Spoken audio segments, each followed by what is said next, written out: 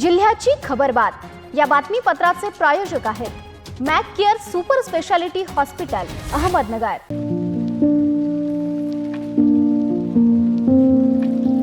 तुम्हाला जर इतरांपेक्षा वेगळं फर्निचर करायचं असेल किंवा त्यातही प्युअर सागवानीच हवं असेल तर तुम्हाला एक नाव सुचवतो। कोणतं? पित्रोडा फर्निचर, जिथं प्युअर सागवानी लाकडामध्ये देवघर, dining set, teapoy, office chair तसंच कपाट, bed, sofa set, computer table आणि इतरही फर्निचर उपलब्ध। तसंच बजाज फायनान्स वर फर्निचर उपलब्ध। Pitroda furniture, new Tilak road, Ahmednagar.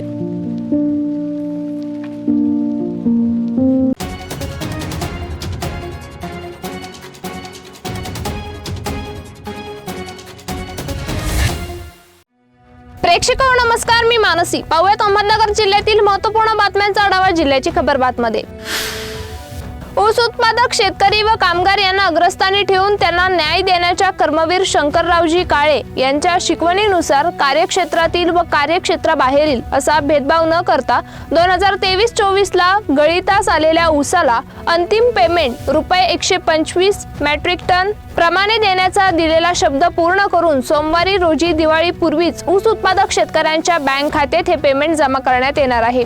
जो न्याय ऊस उत्पादक सभासद शेतकऱ्यांना दिला तोच न्याय कर्मचाऱ्यांना देताना 20% बोनस देण्याचे आमदार आशुतोष काळे यांनी जाहीर करून ऊस उत्पादक शेतकरी व कर्मचारी यांची दिवाळी गोड केली असून साखर कारखान्याच्या वेतन वाढी संदर्भात त्रिपक्षीय समितीचा जो निर्णय येईल त्याची तत्काळ अंमलबजावणी करू अशी ग्वाही त्यांनी दिली आहे।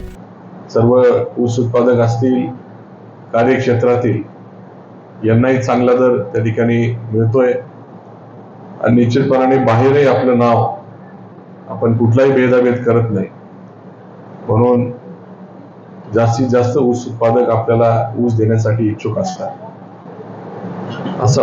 अशा पद्धतीने ऊस उत्पादकांचाही आपण दिवाळी गोड करणार आहे। आता ऊस उत्पादकांना 125 रुपये प्रति मेट्रिक टन त्या ठिकाणी मिळणार आहे आणि कामगारांचा आता दिवाळीचा बोनसचा विषय आहे। आता त्यांची मागणी यायच्या आज मीच आता सांगून टाकतो तर 20% बोनस आपल्याला दिवाळीला मिळणार आहे। त्यामुळे आता दोघांची दिवाळी गोड झालेली आहे। भगवान वीर एकलव्य यांचा पुतळा उभारण्यात यावा अशी अनेक वर्षापासून कोपरगाव मतदारसंघातील आदिवासी बांधवांची मागणी होती। त्या मागणीची दखल घेऊन आमदार आशुतोष काळे यांनी कोपरगाव शहरात धारणगाव रोडला भगवान वीर एकलव्य यांच्या पूर्णाकृती पुतळ्यासाठी जागा निश्चित केली आहे। कोपरगाव मतदारसंघात मोठ्या प्रमाणात आदिवासी समाज असून या आदिवासी समाजाचे आराध्य दैवत भगवान वीर एकलव्य यांचा पुतळा उभारला जावा या मागणीबाबत आमदार आशुतोष काळे यांनी त्यांना पुतळा उभारण्याचा शब्द दिला होता।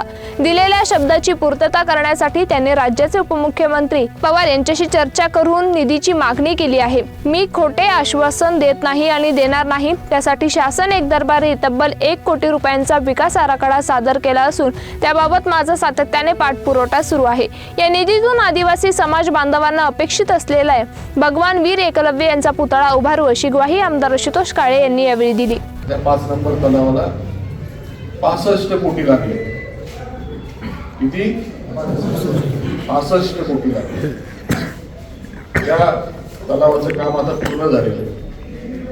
आपल्याला तर काय 65 कोटी लागणार नाही त्याच्यामुळं काही जरी झालं तर स्मारक पूर्ण केल्याशिवाय राहणार नाही एवढा शब्द या ठिकाणी देतो।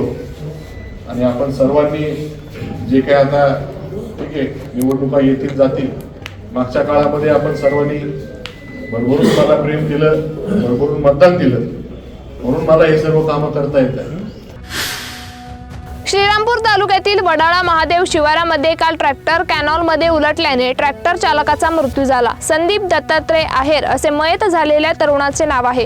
काल सकाळी 10 वाजता वडाळा महादेव येथील मनोज बाळासाहेब गवळी यांचा ट्रॅक्टर घेऊन संदीप आहेर हा तरुण जात असताना त्याचे ट्रॅक्टरवरील नियंत्रण सुटल्याने ट्रॅक्टर घसरून कॅनॉलच्या पाण्यात उलटा झाला। चालक संदीप आहेर खाली पाण्याखाली सापडल्याने जखमी झाला। घटनेची माहिती स्थानिक नागरिकांनी ट्रॅक्टर मालकांना दिली, तसेच जमलेल्या नागरिकांनी मदतकार्य सुरू करून जखमी आहेर यांना बाहेर काढून उपचारासाठी कामगार हॉस्पिटल या ठिकाणी दाखल केले, परंतु उपचारापूर्वीच संदीप आहेर यांचा मृत्यू झाल्याचे वैद्यकीय अधिकाऱ्यांनी सांगितले।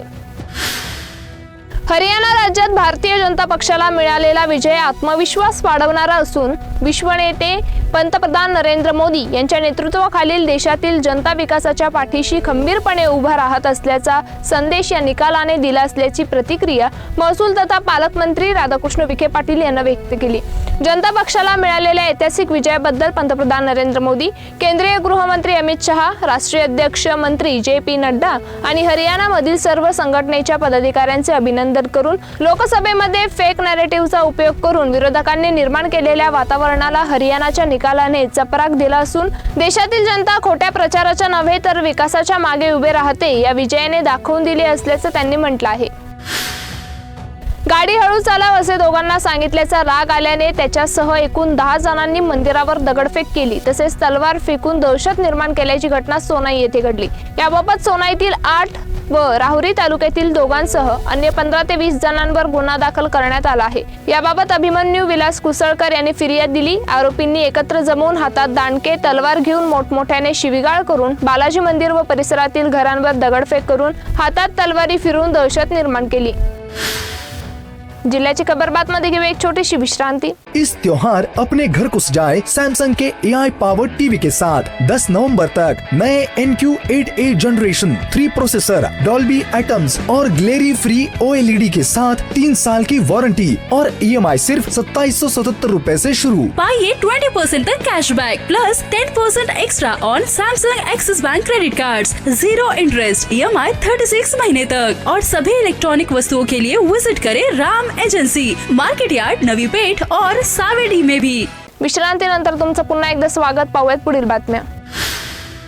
केंद्र सरकार आणि राज्य सरकार शेतकऱ्यांना PM किसान योजनेतून प्रत्येकी 6,000 ते 12,000 रुपये 3 हप्त्यात वर्षभरात खात्यावर जमा करत आहे. मात्र तालुक्यातील अनेक शेतकऱ्यांना PM किसान योजनेतून पैसे यायचे बंद झाले आहेत. दरम्यान हे काम पाहणाऱ्या कंत्राटी कर्मचाऱ्यांचा कार्यकाळ 6 महिन्यांपूर्वी संपला असल्याने हे कारकुनी काम कोण करणार यामुळे जिल्ह्यातील अनेक तालुक्यात योजना राबवण्याबाबत प्रश्नचिन्ह उभे राहिले आहे.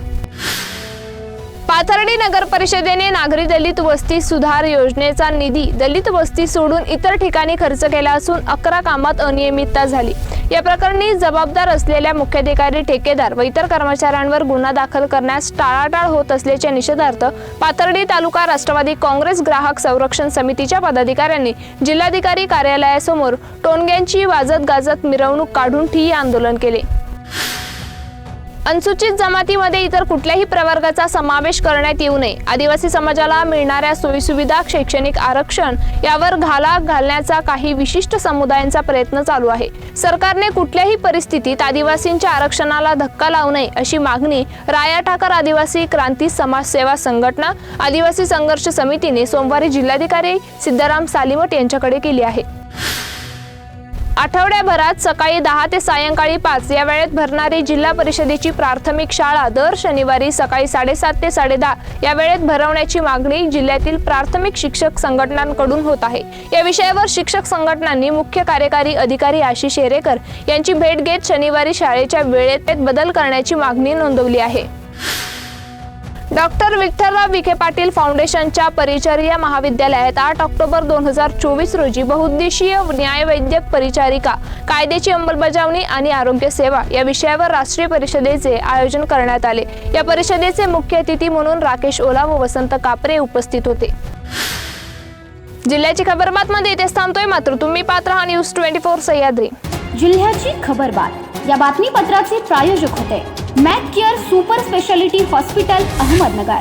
शब्दांचं सामर्थ्य, विश्वसनीयतेची उंची. न्यूज 24 सह्याद्री.